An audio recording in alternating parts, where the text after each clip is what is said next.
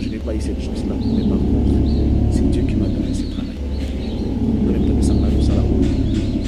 Je fais en réalité, moi je fais l'électricité.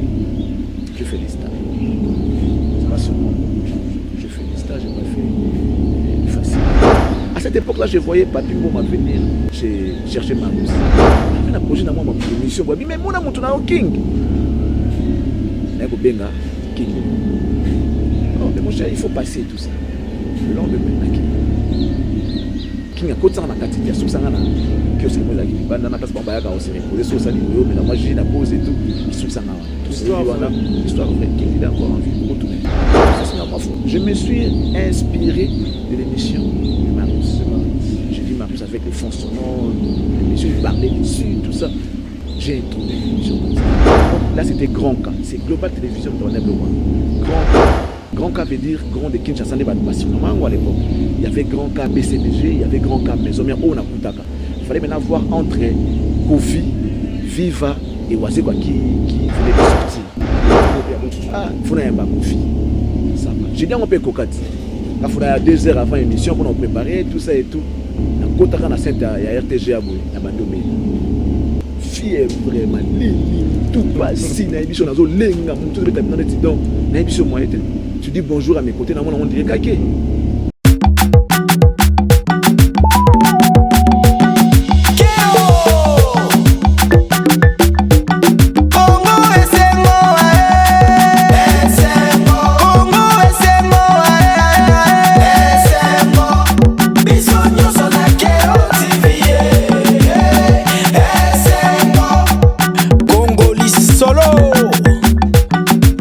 Lundi, demain, 2022, chers téléspectateurs, nous sommes dans la ville-province de Kinshasa, la République démocratique du Congo, qui est mon pays. Chers téléspectateurs, aujourd'hui, nous allons recevoir un grand chevalier de la République démocratique du Congo, qui est mon pays.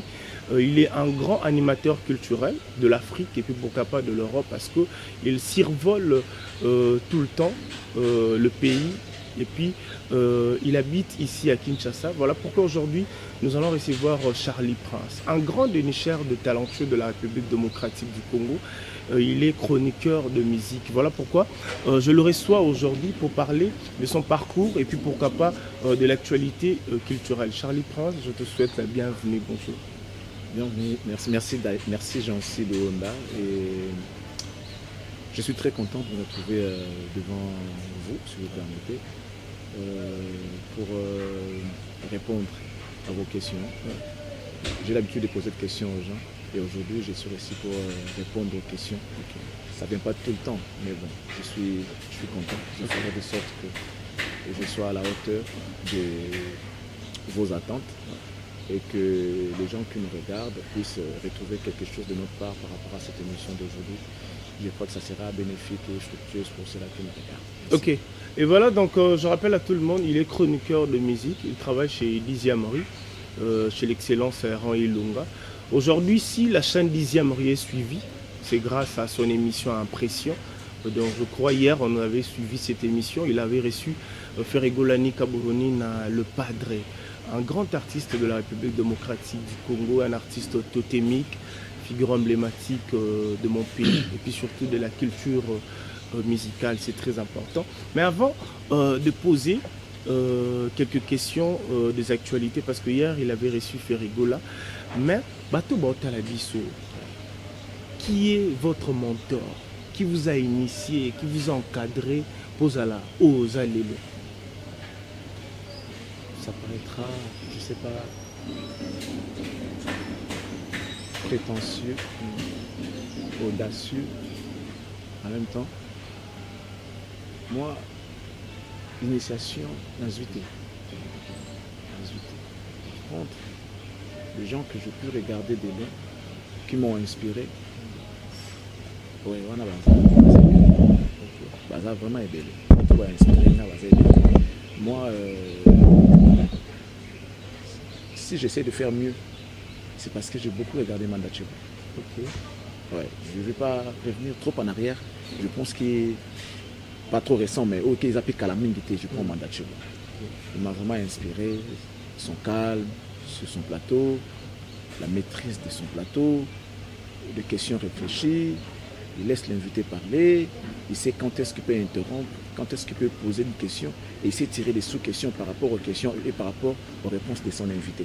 Il m'a inspiré dans ce sens-là. Et quand je suis arrivé, ma Katia Chronique, c'est un mystère en fait. Il y a comment la chronique musicale. C'est un mystère. Ils ont été préparés, il faut qu'après, à quel stage professionnel, tout ça et tout, à une chaîne, non. Moi, je n'ai pas eu cette chance-là, mais par contre, c'est Dieu qui m'a donné ce travail. Je fais, en réalité, moi, j'ai fait l'électricité. Je fais les stages. Ça va surprendre beaucoup de gens aujourd'hui. Je fais les stages, je n'ai pas fait l'UFASIC. Et après, je suis allé travailler à la SNEL.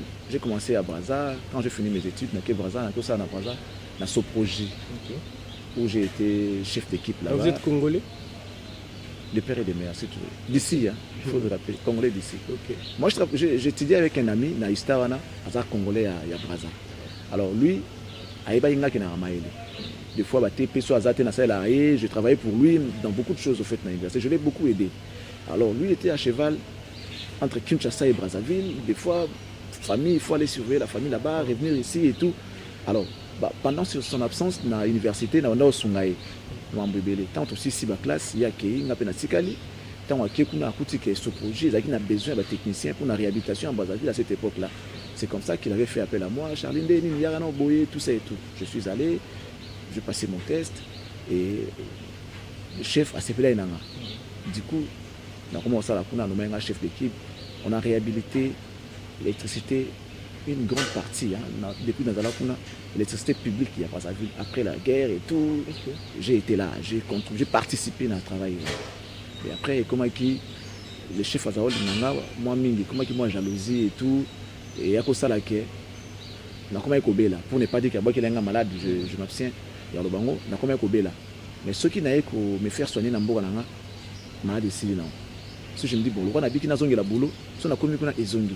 Après mes parents avaient décidé na kendeli sous pour ça la commettre. C'est comme ça qu'il m'a dit qu'elle a après na yo kendesnel na biso na comme ça là, il s'est passé tellement de choses à l'époque que la vie a fonctionné des alaki. Donc voilà pour tout ça au cause nyonga muté pour ba na photo na fin du mois. J'ai travaillé pendant plus de 6 mois dans un cas temporaire. Moi qui suis ingénieur, juste valeur. Et il paraît très bien à cette époque-là que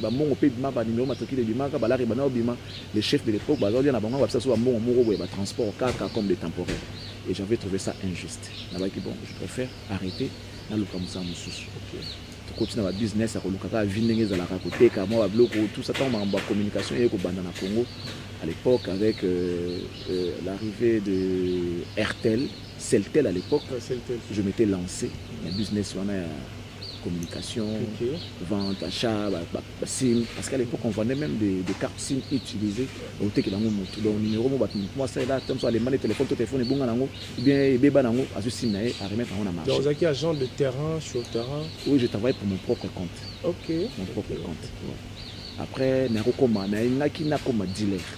Mais si je suis vie yango ya mwana mobali na yako kumoko boye batu ba escroc wana ba benga ba maître wana ba ko escroquenga. Bon, tu vois, c'était aussi l'envie de vouloir avoir plus.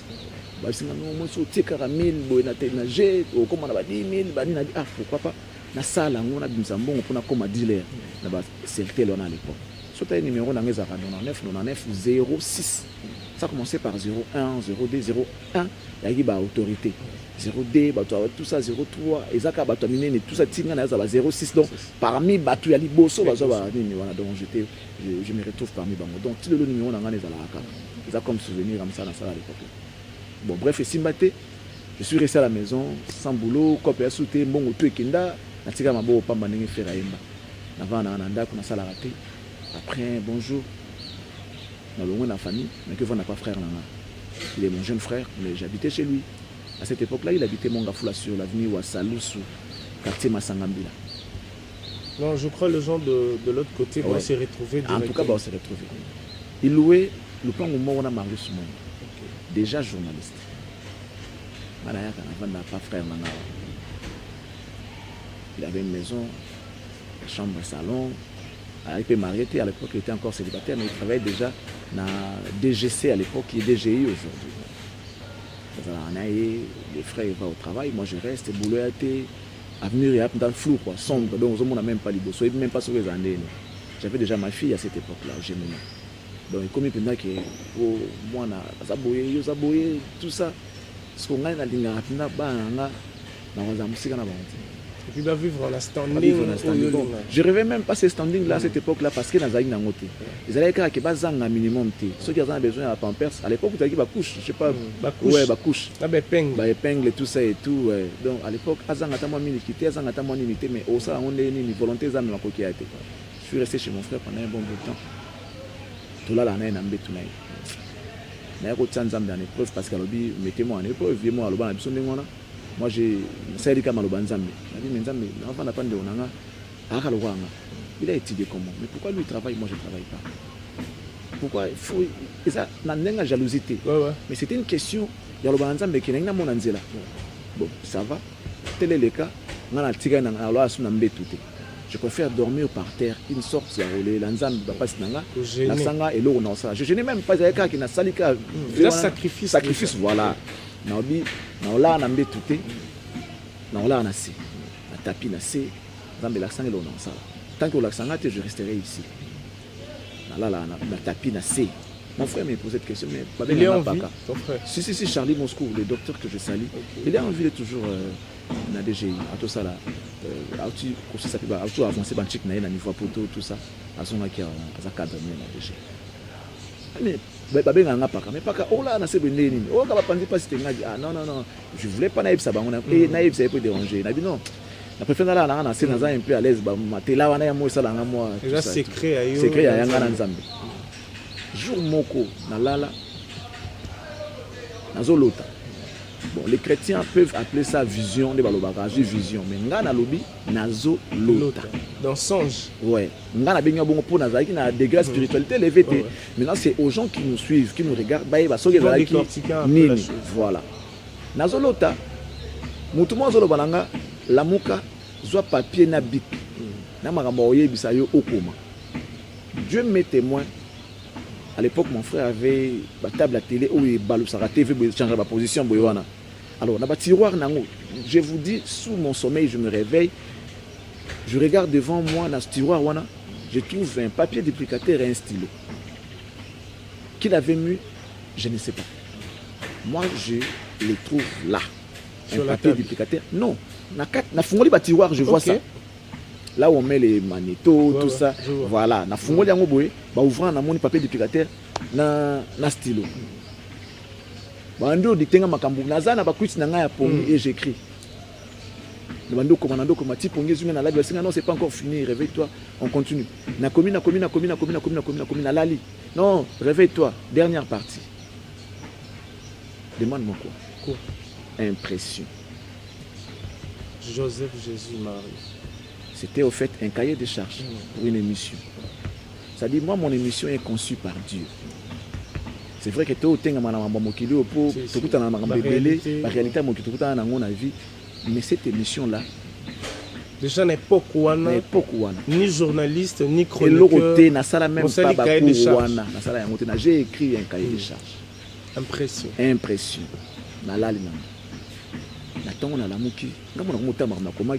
Je ne me retrouve pas. Mais ici, frère, électricité na kati. Exacté. À ta formule, mon côté chez moi, mon côté na kati. Journalisme, papa, pire et simple. Merci frère Nanga. Ta maramona, le journalisme, frère Nanga, katana na kosekanga, bagina neveu Nanga Dadi. Il est aujourd'hui avocat que je salue, maître Dadi. Bakata na osekanga, ba singa bipaka. Lala. Mon ndoto wana ya ndoto ampiaka tema kwa na mpiaka oluka babulo ya ngosi kozo yeba te pas sinyo kosimba. Mais en même temps on a payé Ozana Marius parcellement maintenant to sola bonjour ayebi ngai frère ya voisin na ye to sola na yebi à l'époque ton émission na yemoko boye jeudi Marius. Il était moi je l'aimais plus na radio que na télé. Jeudi Marius à l'époque il était à TKM. Jeudi Marius. C'était un rendez-vous de tous les jeunes, en fait. Tout ça et tout. On a qui ont vite fait. Mais je suis frère Nabano Sekanga. Marius a son frère, son grand frère, King Munga, qui est aussi animateur. Ouais, chez Top Congo. Il est aujourd'hui chez Top Congo. Non, c'est quand même. Tu as ce qu'on a mis dans la maramnaï.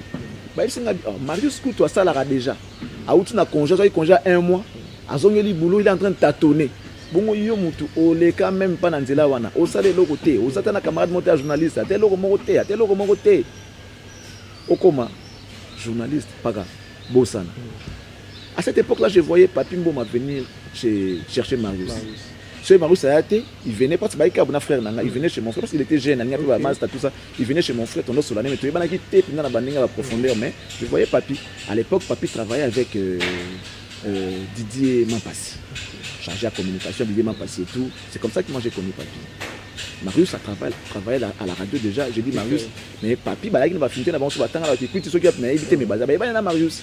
Il va y a bien, Azaro, il y a pas Marius dans ma sangambe. Frère n'a pas tellement. Nous avons eu ça là. Après, si nous avons pas frère, nous avons singa na bercail chez nous, na famille. Nous avons na famille na pompage. Et les qui n'ont pas jour, na bossa na ngapi makambo. Un bon jour, na dit na ke luka musala. Ndeka ba kendaka, j'ai pris ba papier na nga ba CV na ke tamota mon avis, dans quel côté na entreprise, na quel côté. À mon retour, j'arrive sur Kitamo magasin, qui je vois le petit frère de Marius. Papi Pelé là que je salue, de là où il est. Une histoire vraie. Papi Pelé là, témoin, Dadi Dema c'est témoin qui est mon neveu. Mon frère Charlie Moscou il est encore en vie, il est témoin. Na kuta na papi, na bi papi où tu wapi. Abi au vie, ba benga ngaka paka. Na uti na global. Lui aussi il est un ingénieur comme moi. Papi on appelle ça là naé Ista. Après nous, allez qui. Et soit qui est à côté il y a département technique, na global. Abi non.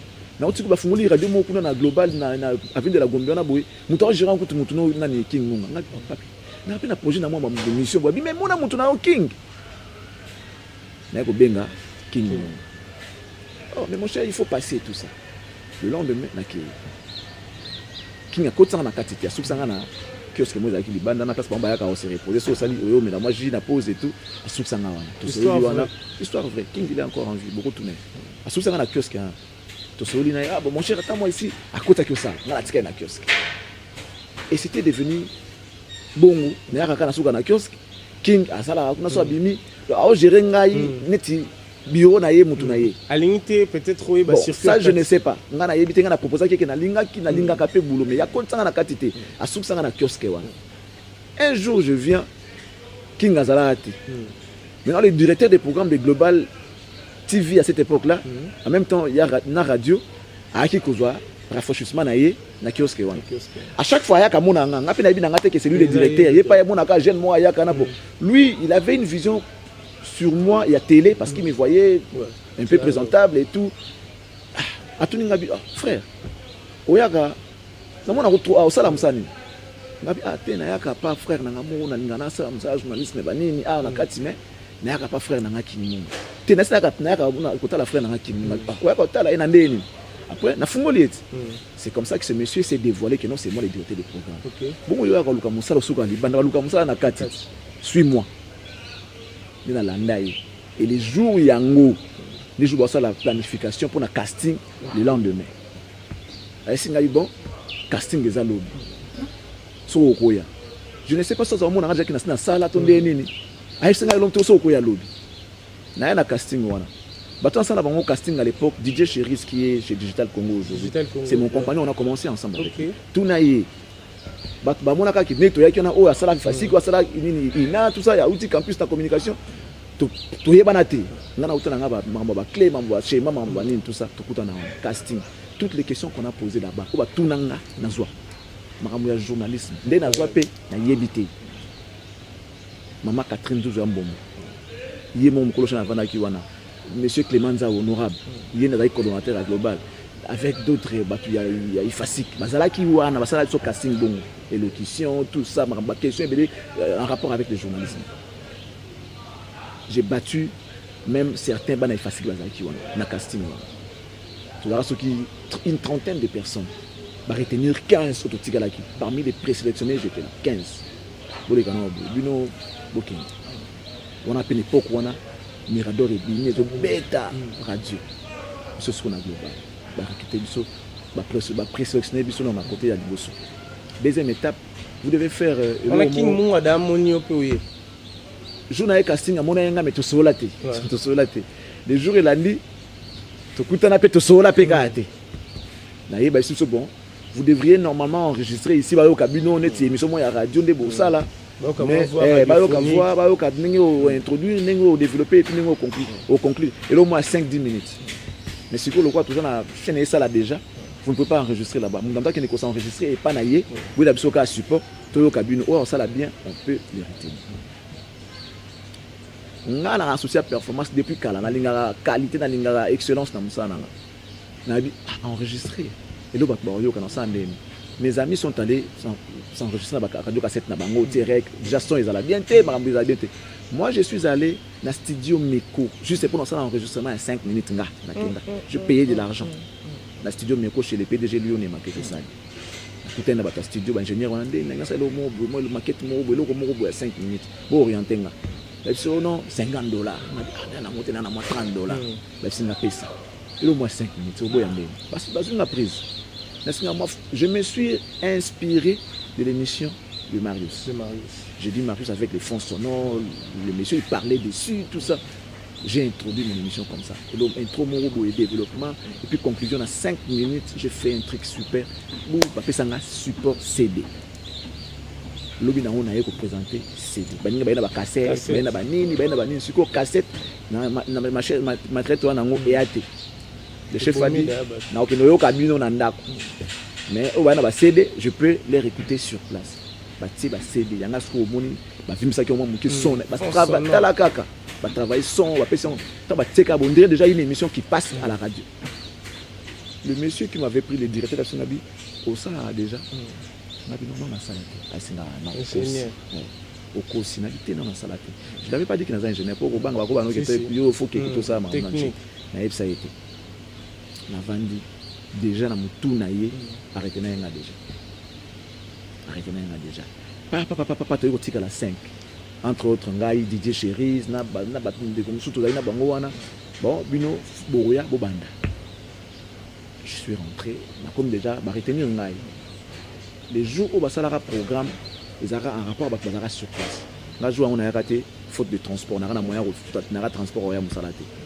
Et nous avons au Kolanda, global, chaque fois, na radio. Didier Chéris, Aleki, la radio. Oh, mesdames et messieurs, bienvenue sur Global FM. Je suis Didier Chéris et tout. Oh,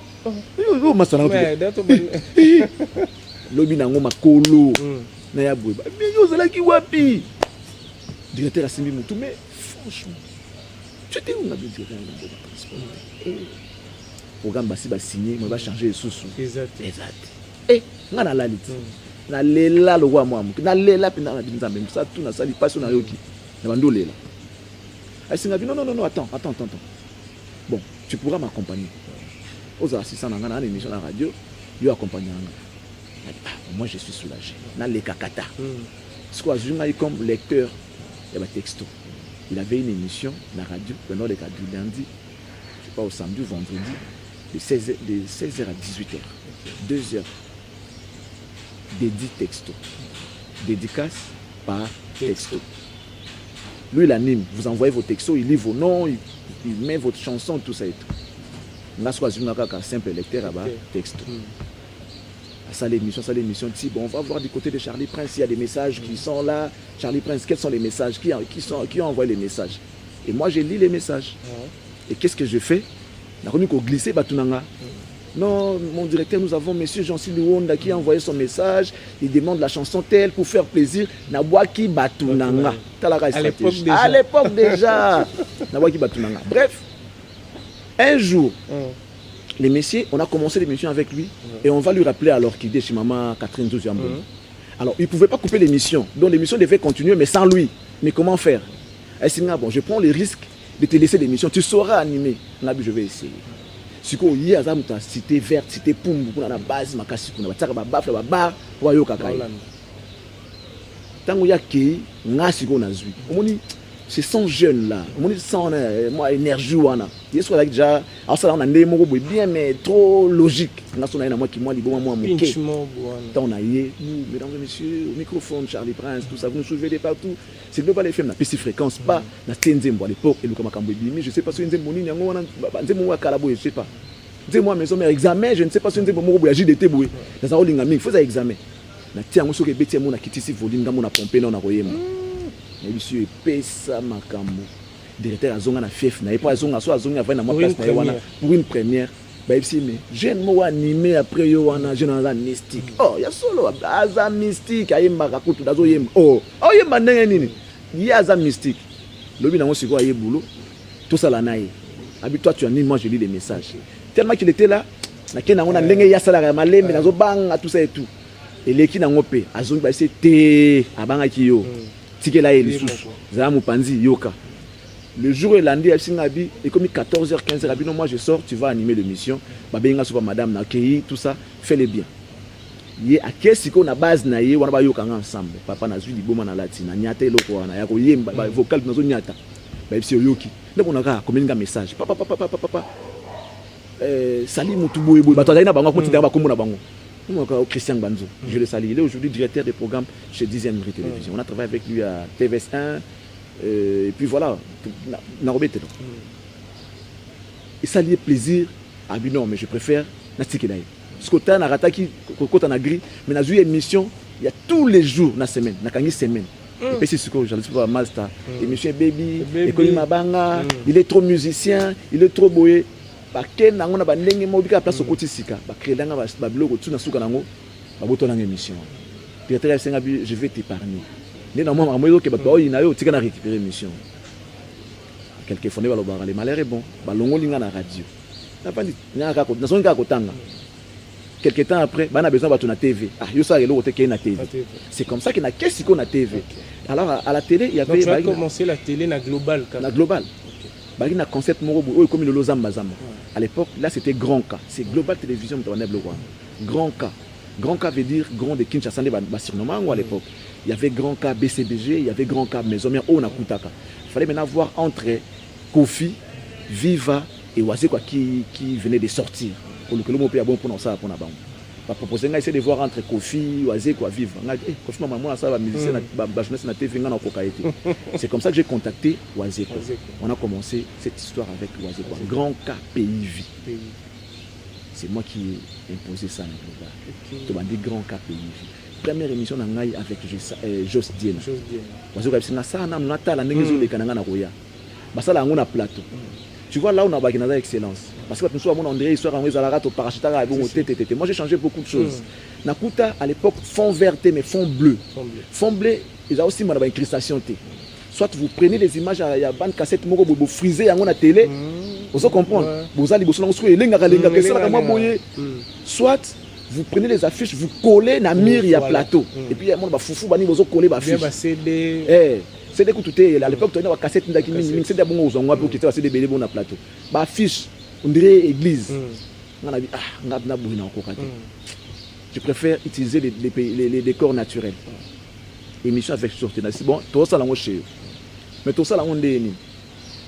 Je prends mon réalisateur, invité à tout que ça là on pas naï. À la moitié na plateau. Oh ça va token. Tout ce matériel tout bando ken. Dani, un ami à tout ça travailler dans la Global Télévision. Je sais qu'il va suivre.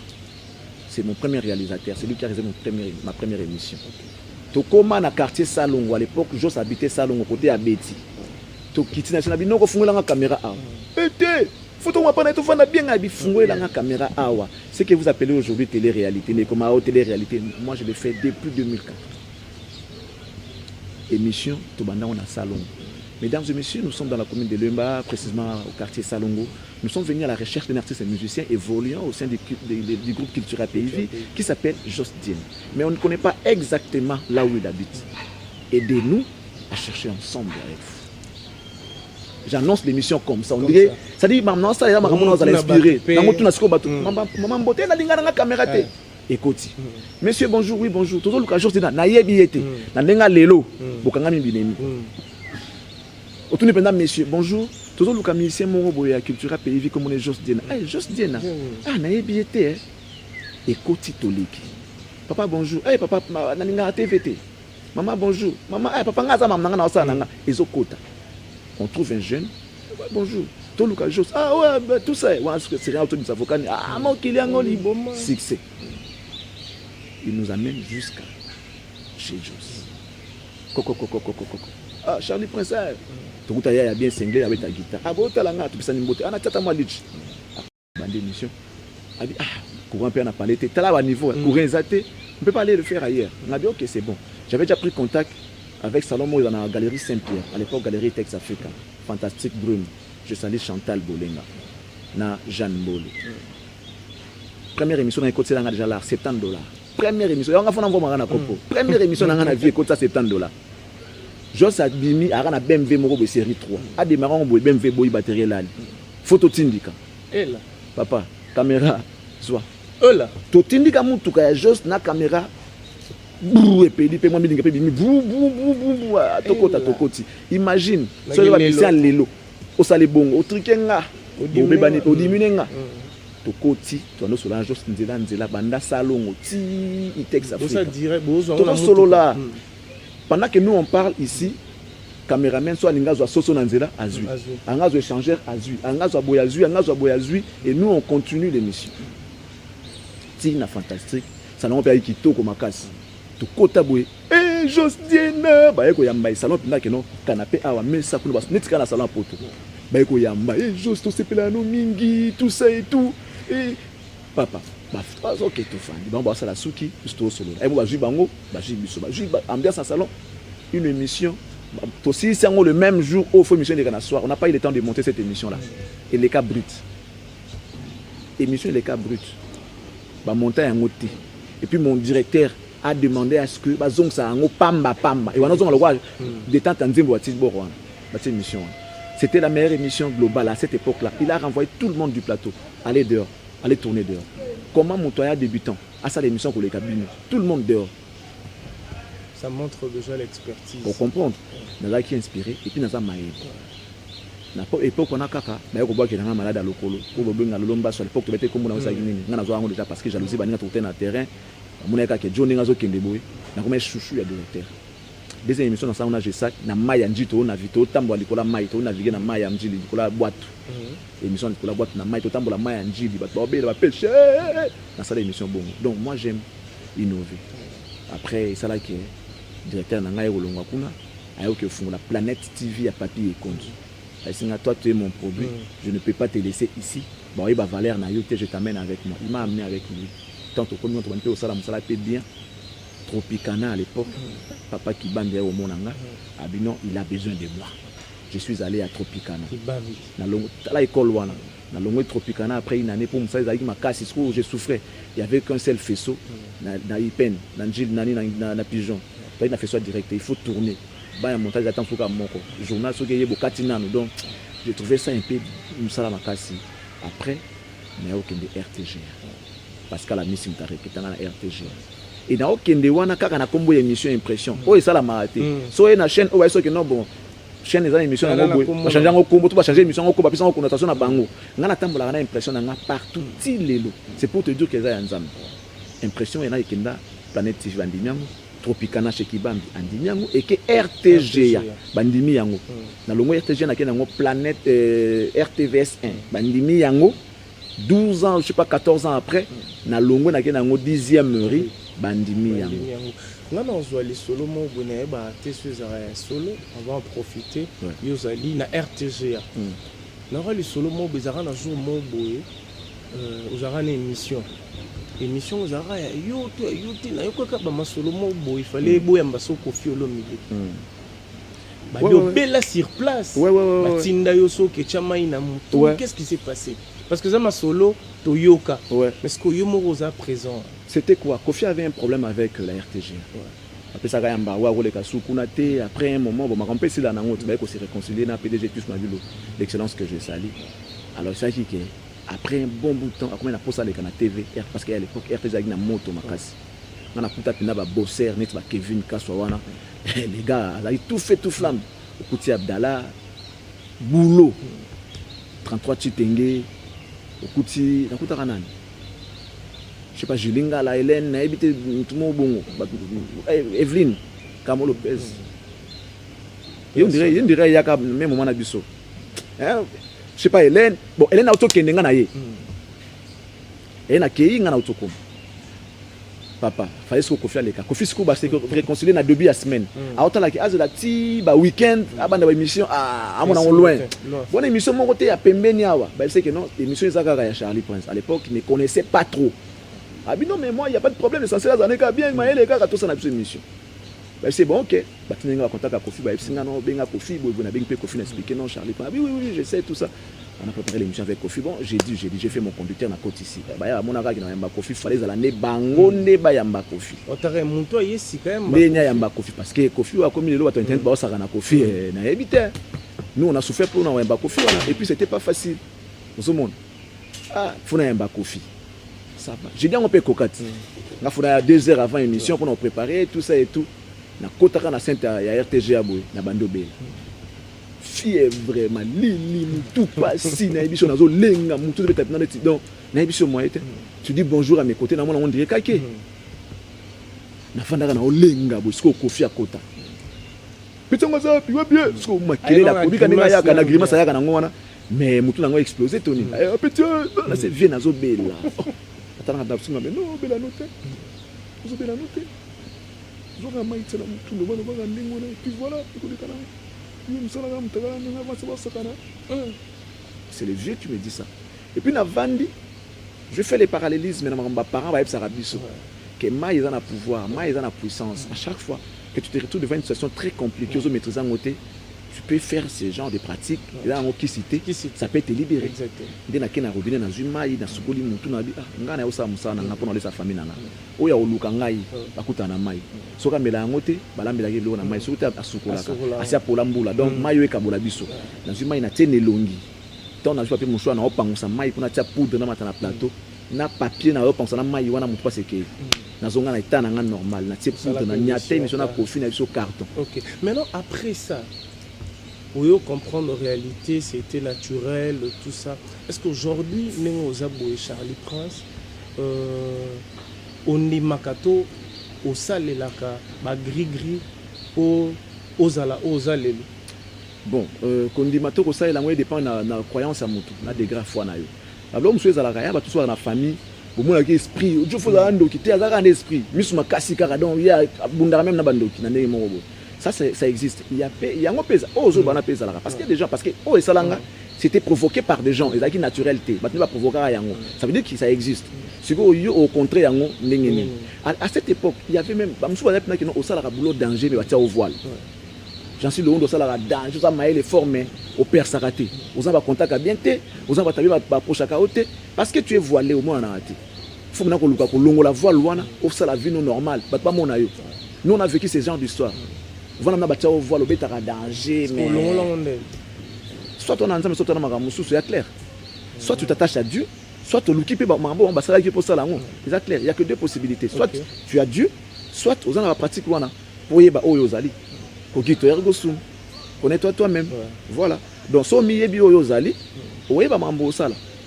Voilà, nous avons okay. Nous avançons avec Charlie Prince, chers téléspectateurs. Voilà le parcours de notre très cher Charlie Prince, un grand chevalier de la République démocratique du Congo. Donc, et comment est-ce qu'on a un moment où il y a une opportunité, comme un succès? Et bien, il y a un RTG. Succès moi à courte durée. C'était quoi? Baninga bazaki avant, bakoma qui tellement exigeant na ba libanda pour à l'époque RTGA Angola, Poto, au Mekate, côté satellite, satellite, ils étaient suivis partout, de partout en tout cas. Ce que bateau à Libanda, tant que mon abengé, ah ndeni nana moi $200 pour boire nga zo bambon wana te. Vous comprenez? Ya bouquet. Si que ba mona yeke ah ba tu vas comme fier, ils a Kevin, ils a la Yves, ils a la 33, ba comme fier. Si que mutu mo sikaye, ayebi na ina ba logique na bino te que no $200 ya muke, ba tout ba ko yipa na siko. Charlie ndeni. L'émission est quoi? Au bout quand maintenant le mois $200 mo wana ngana utina TV oyo naza mona ngote na ozwa na ba trouver nga siko garçon nga sympa nzoka na utaki na ngane na pasi na eba ba mbona ti mais c'est vrai que naturellement pe nazara nga mto ba exigence te ba to siko tout ba sopane dinga au mona mna kino et comme il passe na zanga $1000 Moi, j'ai fait moins de 6 mois en RTGA. Dans Sombi, Mercedes 190, qui était un rêve de tout jeune journaliste à l'époque, surtout tous les cas dans 190. Pas moins de 6 mois. Au fait, ouais, pas plus de 6 mois. Moins de 6 mois, dans Sombi 190. Donc, il y a une année, il y a un car sous Renault Espace, nous sommes pas Richemont Ansi, les seuls. Nous avons un reportage, nous avons 2 cas. Bon, on a kaka. Au stade d'une émission jeudi, vendredi, samedi, ok, dans l'Apocalypse, vendez pas bienvenue Kamba. Autant il y a code, nous avons 27 codes. Au Sanguisiango, il y a 500, il y a 200, il y a 100, il y a 300. Mais tu as une machine, il y a 3000, 5000 balles. Tu as une poche. Il y a un gros cassico, il y a TV. Après, Monique, Joe, tu as un siko, il y a un problème. Problème, mon édition. Et comme dans que ça dit conducteur, il y a invité Oyo. Au moins, il y a invité ceux qui n'ont pas benga, c'est qui mission les anangote. Oh, bengi onani. Des fois, il te les noms, des fois, il te dit aussi. Ah, mais ça dit ba onini.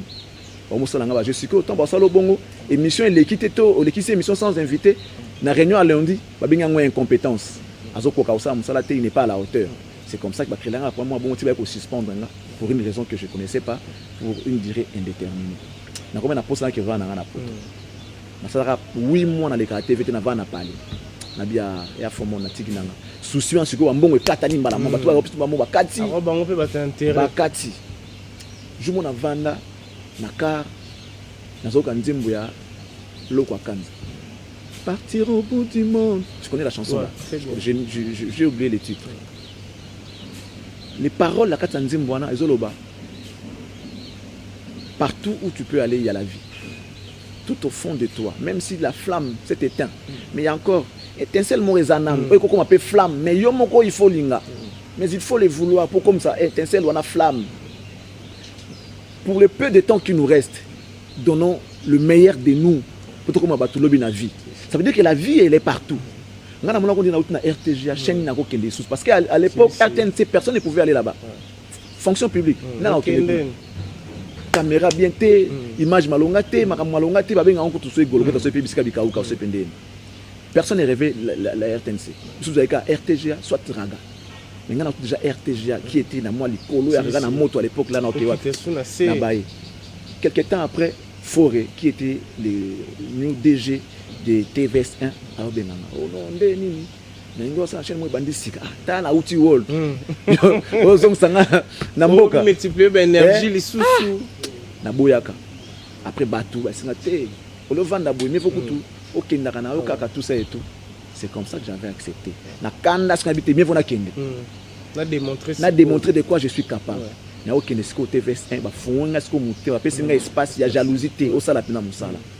Na sengo tina nga ba jour mo kana bango ba mission na bango tina nga programme ya bongo ne mo na bango et j'ai frappé challenge bandé j'ai frappé na yé na RTVS1 na si wana bino de ko na bino janga esimbaki moi ce qu'on a comme na moi possibilité o benga moi mutu moi tino pe moi 200 moi 300 moi 400 j'ai décoré les plateaux na son ba kiti na nga moko moquette na nga moko j'ai décoré avec ba 7 mois. Et là, on a commis une émission Impression avec Charlie Prince. Bah, découvrir moi qui toque avec des instruments de musique et tout. Je voulais vendre et l'émission et mon nom. Et votre nom. Émission Impression avec Charlie Prince. Concept avec Nina Sika. Je fais intervenir un confrère au cours de l'émission. Je te reçois. Bon, voilà, j'en suis, on parle après. Bon, nous avons un confrère qui est venu. Certainement, il a peut-être quelques questions à te poser en rapport avec cette émission.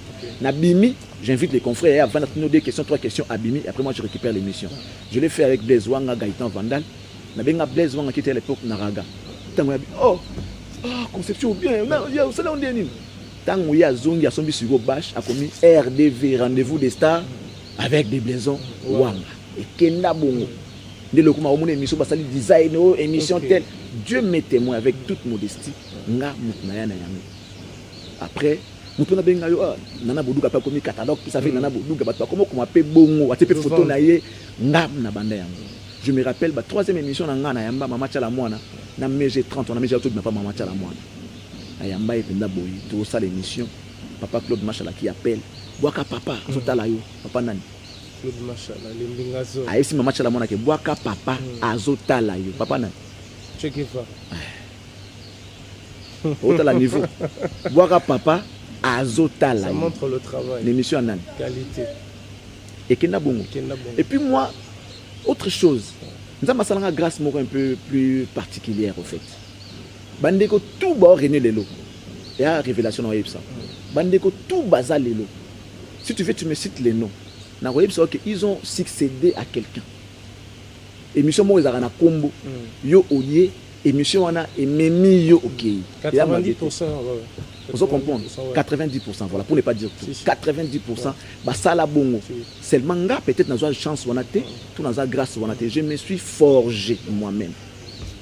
Je me suis forgé car en émission on a l'impression. Et puis je n'ai pas voulu qu'on soit ami à musicien pour n'ailler banati. Moi je me suis fait connaître na musala nanga kaka. Ok. Nous allons vraiment avancer avec vous. Je crois vous nous suivez à Théo Zambrota. Merci d'être scotché, connecté à suivre cette émission. Nous sommes avec Charlie Prince. Donc impression. Donc impression on a érotique à la kaka, la chronique musicale. Ou bien est-ce que vous avez un délai? J'ai une vision. Est-ce que délai na yo ezali de rester toujours dans la chronique musicale ou bien d'élargir encore parce que les autres moments ba topé belé bon tolo ba soifté mais ba politique et puis ça va baquer na politique. Maintenant la vision na yo impression érotique à la kako salaka et pas batou ou bien vous avez une vision d'élargir. Bon, ça n'a pas batou, peut-être non, je ne peux pas continuer à acheter comme on a créé la structure. On regarde dans la chaîne de télévision, Cactus est structuré, comme une chaîne de télé. Seulement, il y a moyen qu'on a quitté pour s'acheter des faisceaux, tout ça, des fréquences et tout. Il y a un compliqué, moi, je suis vendre, moi, je réplique, je vais rebondir pour vendre ce qu'on a dans la télévision locale. Alors, qu'est-ce que tu penses de l'impression? L'impression est comme un label. Okay. L'impression est comme un label où on va retrouver beaucoup de branches dans Katiwana, la production, l'émission, la production, l'activité culturelle et tout. On va encadrer les jeunes. Vision on va encadrer les jeunes. Mais bon, comme on n'a pas encore de moyens pour les faire, il faut tout ça. On a un peu prêté. On a ah oui, il y a ça les lots. On a une chemise, chemise en bien. On a une voiture au bien. C'est comme ça que moi j'aime ça. Si on a un côté, mieux vaut pas. Moi je fais pas ça. Impression comme un label, en même temps vous êtes aussi des nicheurs de talent parce qu'on a tant aujourd'hui la chronique musicale au bénéficier par artistes et belé grâce peut-être à l'émission là yo va découvrir X to Y. Si aujourd'hui il faut citer de noms, bah artiste ni au yo promouvoir makasi au lelopé bazar reconnaissant na yo parce que ba msupe ba rose apé reconnaissant ils en ont obligé de mais artiste ni au yo reconnaître que ngane mutu ko ça là c'est trop dire mais na lobela makambu na trop et puis makambu na avant ça. Moi j'ai travaillé avec monsieur Didier Kinouani comme étant chargé à communication tout ça, tout ce qui est image dans la presse et tout, que gérer tout ça, moi j'ai fait ça pendant un bon bout de temps. Je suis parmi Batou Yolelo, même papa même là où il est. Ce Monara, il a été pour bon, pas beaucoup mais pour quelque chose pour la carrière. Parce qu'à chaque fois qu'il avait un projet, il a et j'amenais ça dans la dimension où il faut produire bon pour que le projet se réalise. C'était mes enfants. On appelle ça Rambongo. On a TV. L'équipe TV est l'autre côté.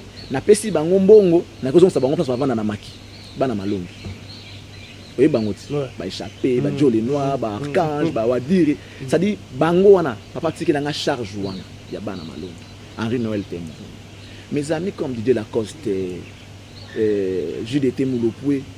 Vous savez, il n'y a pas plus mieux pour un artiste que soutenir le travail dans un studio. Moi, studio, et moi, je le fais. L'émission Impression, je parle de son œuvre, je parle de son travail. Allez, il a 5 000 $. Parce que moi, je parlais de lui, je parlais de son travail. J'ai incité, monsieur Didi, bon, coïncité, mais j'ai présenté le travail de l'artiste chez le monsieur. À l'équipe de la groupe de qui a eu 5 000 $.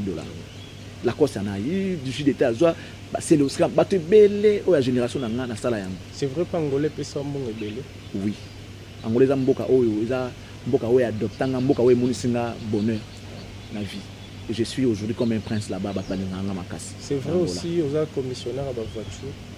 Je ne suis pas commissionnaire à ma voiture, mais par contre je suis un revendeur. Ça veut dire que ngana na bana. Nous sommes absolument au couvent d'athée parce que ngapenda bato ba ebingo mon mamono pianga ngana bien honte. Nous sommes leaders, leader. Ça veut dire que ceux qui sont leaders, ils ont perdre pouvoir. ozomona nga na yebi ne balukaka nga na badana pe kutu kopa ngote moni mutu ayebani tango za neloko mutu akosepela nango ah tekela nga plan oyo ozala mbongo